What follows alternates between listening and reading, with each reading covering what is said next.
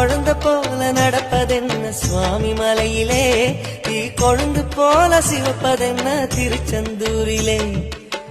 குழந்தை வேலன குஞ்சி விளையாடலாம், கோபக்கார குமரன எப்படித்தான் நாடலாம்.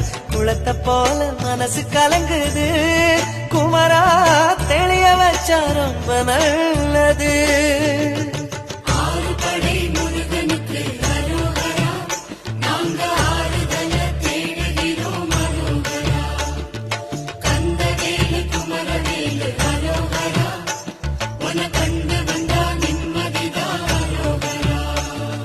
பழனியிலே சந்நியாசி, தணிகையிலே சம்சாரி, உன் கணக்கு புரியலையே முருகா.